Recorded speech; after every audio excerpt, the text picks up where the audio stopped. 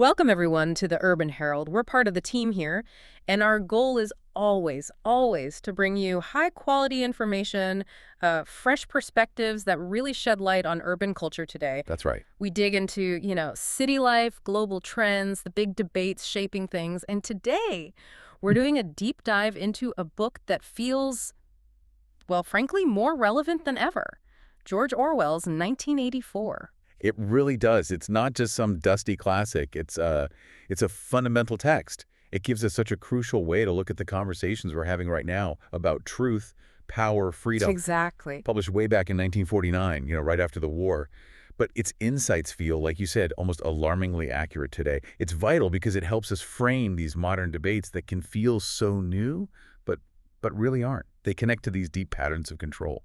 That's exactly what we want to do in this deep dive. We want to unpack why 1984 feels so enduring, so chillingly relevant. Published decades ago, yet it reads like it could have been written yesterday. It's uncanny. We want to explore how terms like Big Brother, Thoughtcrime, even Orwellian, how did they become so embedded? Not just words, but part of our cultural DNA. Right. And going deeper than just the famous terms, we really want to get at its core warning. How ordinary people like us, can get quietly, almost without noticing, folded into these systems. Systems that don't just control what you know, but what counts as truth. It's fascinating how it keeps popping up, too. Like, remember the huge sales spike around the 2016 U.S. election? Oh, absolutely. And it just keeps coming back whenever things get blurry, whenever language starts feeling slippery, as some people put it. Yeah, when reality itself feels contested. So get comfortable. We're aiming for a really thorough analysis here. The plot, the characters, the themes, and its undeniable lasting impact on how we see the world. Let's step into Oceania. Okay, let's set the scene. The world of 1984. It's this grim future. Nominally, it's 1984, the year, but Orwell's clever, the actual year is deliberately kept uncertain. Right, that detail always struck me, like it could be any time. Exactly. It hints right away that this isn't just about one specific future date. It's timeless. The action happens in airstrip 1, what used to be Britain now, just a province in this huge superstate, Oceania. And the world map is just bleak and confusing, deliberately so. You've got these 3 superstates, Oceania, Eurasia, Eastasia, and they're always at war. Always. But the enemy changes constantly. Yeah. Yesterday's ally is today's mortal enemy, and nobody acknowledges the switch. History just rewrites itself instantly, and overseeing it all is this figure, Big Brother and his party. Omnipresent, but totally mysterious. It's a terrifying setup, and we need to understand why Orwell built this world. He wrote it right after World War II, published in '49. It came directly out of the anxieties, the hard lessons of that era. It's a direct warning, isn't it? Yeah. About totalitarianism, about Nazi Germany, Stalinist Russia. Absolutely. He saw those things unfold. Yeah. So 1984 isn't just a story. It's a stark warning wrapped up in science fiction. Yeah, it feels less like fiction and more like, I don't know, a potential blueprint sometimes, a prophetic warning, like you said. That's the power of it. Orwell wasn't just trying to wag his finger at the future. He wanted to show how it happens. How normal people who think they're free, get absorbed, quietly folded into this machine that insists it's the truth, while grinding away the very words you'd need to argue against it. That control of language. We'll definitely get into that, but let's start with the main character, Winston Smith. Right, Winston. He's our entry point. 39, outer party member. He's not exactly heroic material, physically speaking. He's got that varicose ulcer, the cough. Yeah, that physical frailty really mirrors his psychological state, doesn't it? He's worn down, oppressed, but there's still this little spark inside him, a dangerous spark of wanting to think for himself. And his job, it's central to how the party operates. He works at the Ministry of Truth, which, of course, does the opposite. Exactly. The irony is thick. His job is literally rewriting history, destroying old documents, creating new ones, making the past fit whatever the party says today. Yesterday we were at war with Eastasia. We've always been at war with Eastasia. Yeah. Even if yesterday they were allies, he makes that true. He's the guy changing the records. Yeah. But what makes Winston compelling isn't that he's some kind of Superman. He's ordinary.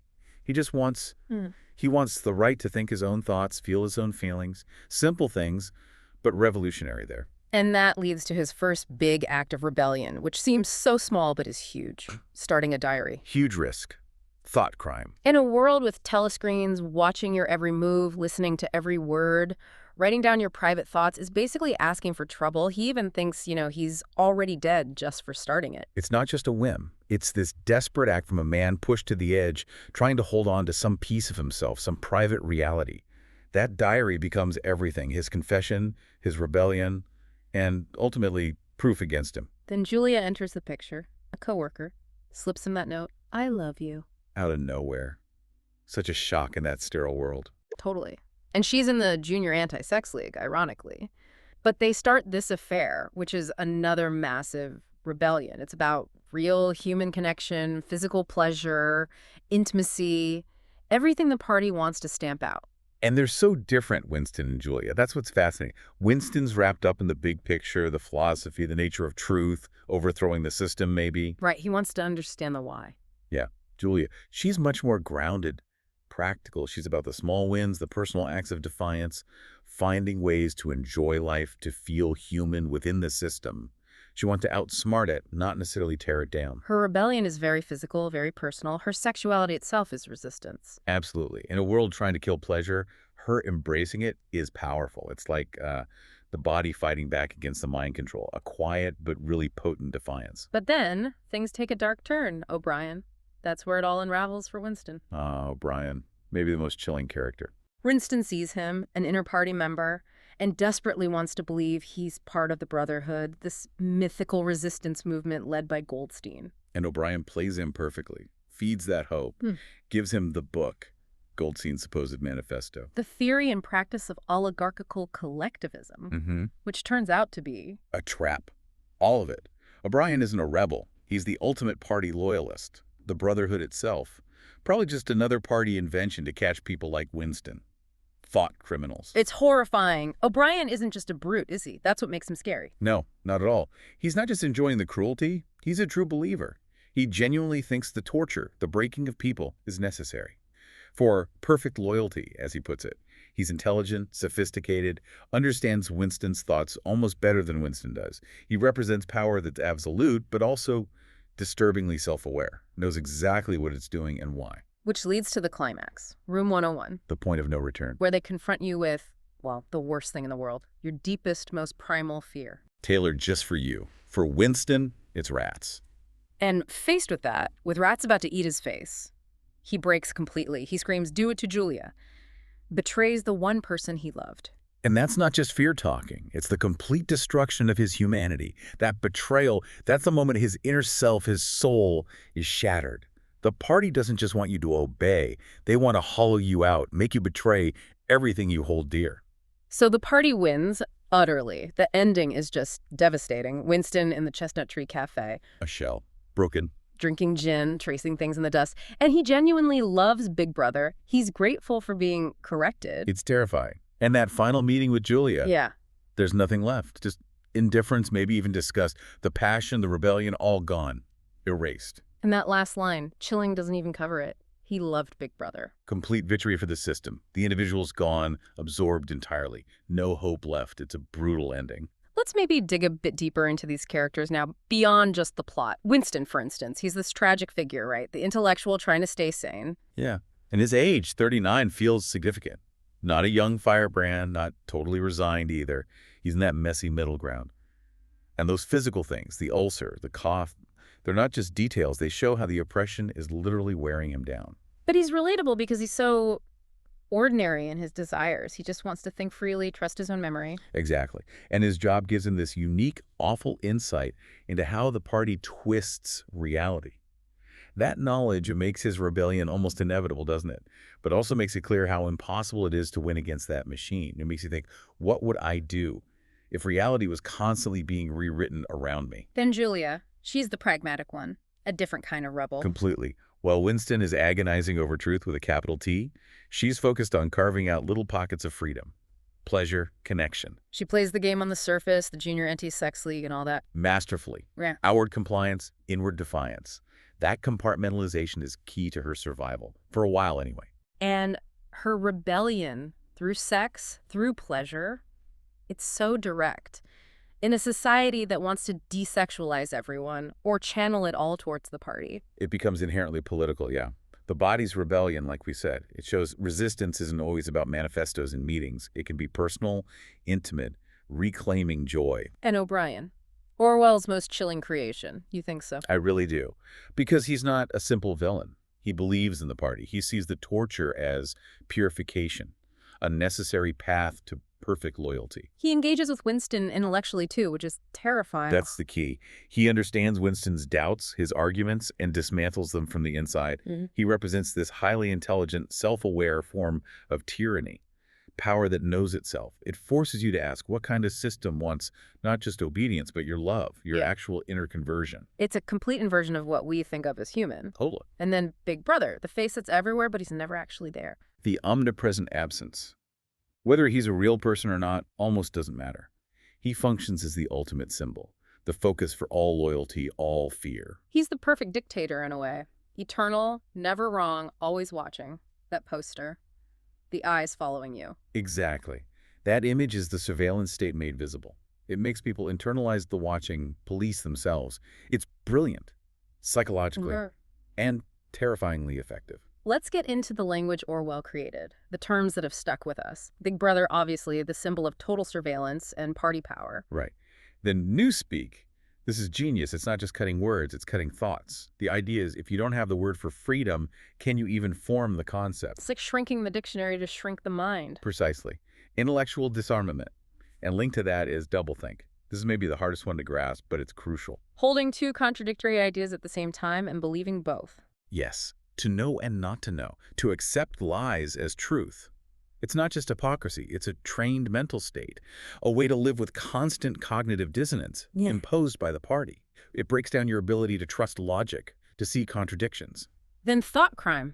Just thinking the wrong thing is the ultimate crime. Even if you never say it, never do anything. Your own mind becomes the scene of the crime, and the telescreen is the tool that makes policing thought crime possible. Always watching, always listening, no privacy, ever. The memory hole, where the past gets literally chucked away, documents, photos, gone.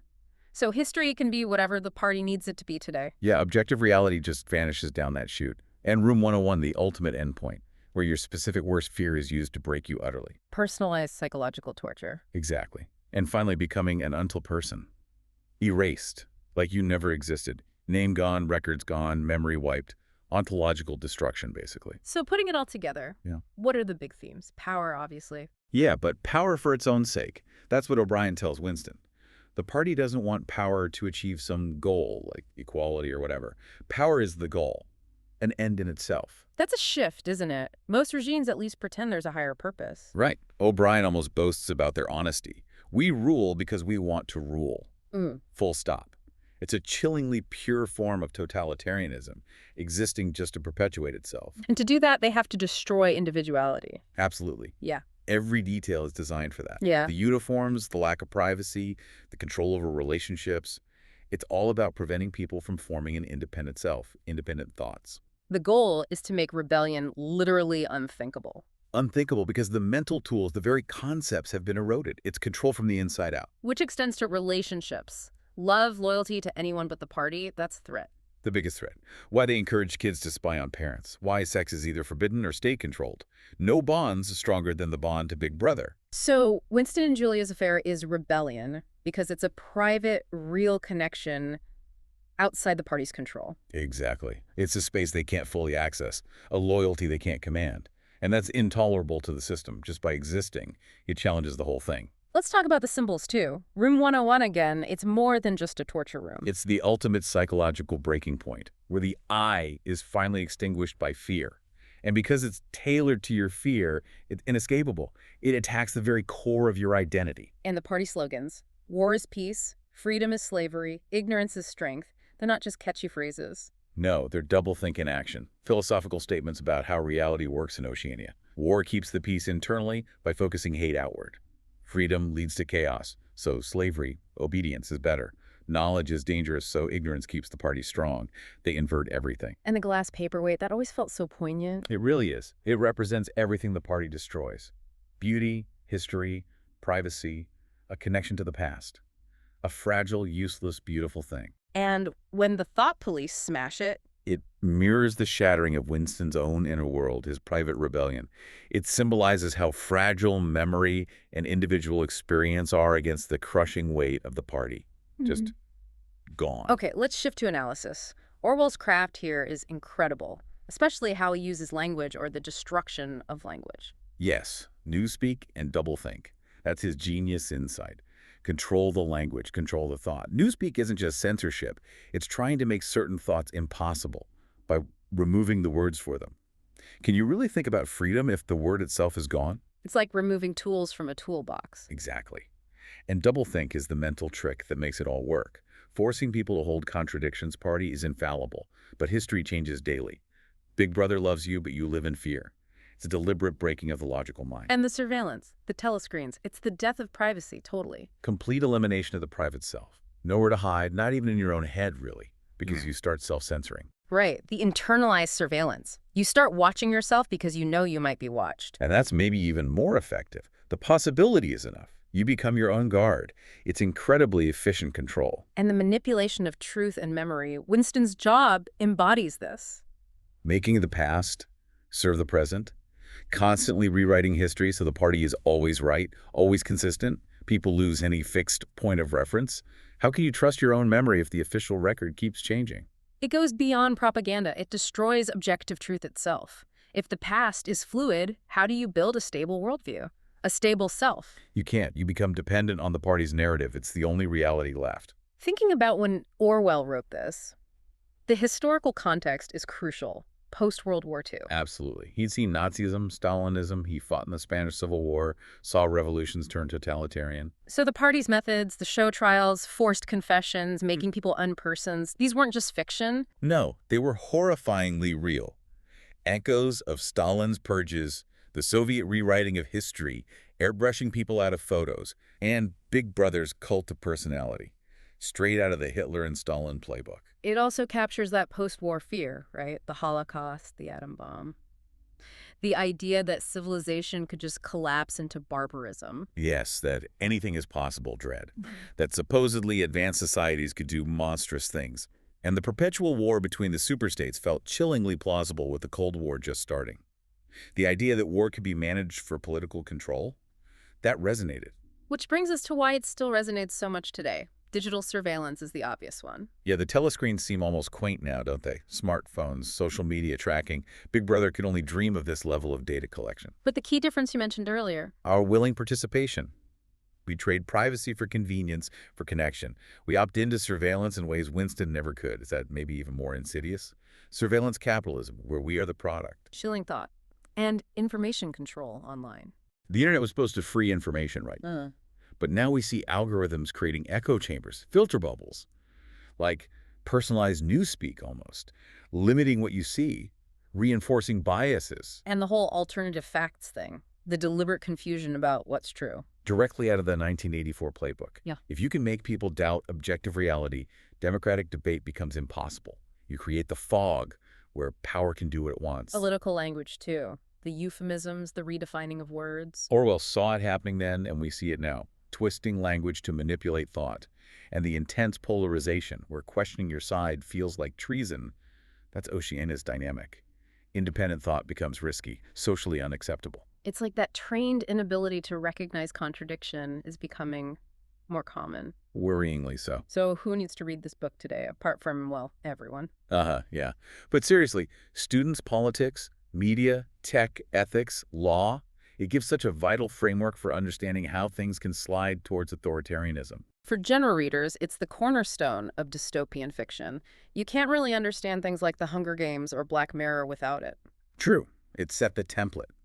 And anyone just concerned about where things are heading politically, it's like an early warning system. You see the parallels, and it's disturbing. And definitely tech users, people worried about privacy. Winston's total loss of privacy feels unnervingly familiar sometimes.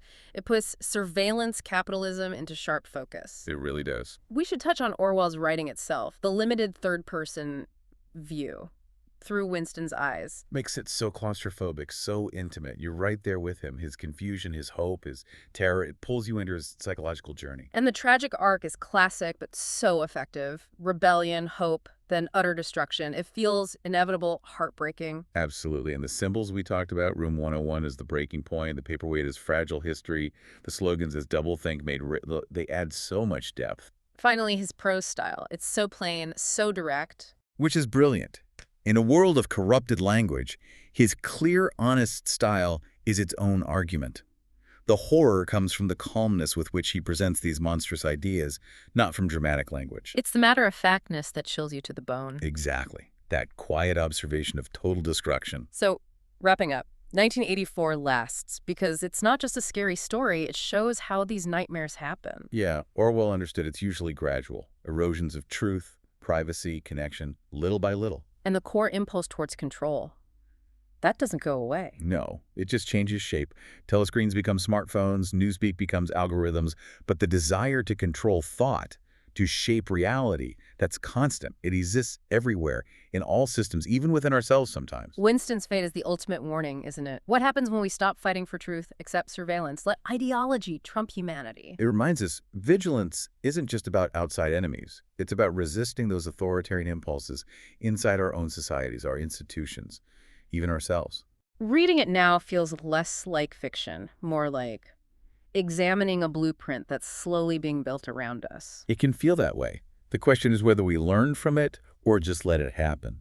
Orwell showed how easily freedom slips away when we choose comfort over effort, belonging over thinking, security over truth. Every time we choose convenience over privacy, loyalty over honesty, comfort over conscience. We take a tiny step down that road to Oceania. So the final thought maybe is Big Brother watching? No. Yeah. We know surveillance is pervasive. The real question 1984 leaves us with is, do we still care enough to look back, to question, to resist? A powerful place to end. Thank you for joining us for this deep dive into Orwell's 1984 here at the Urban Herald. Yes, thanks for listening. We really hope it gives you food for thought, encourages you to keep exploring these vital themes. And please do stay tuned to the Urban Herald. We'll keep bringing you analyses that try to make sense of our complex world and the forces shaping our future.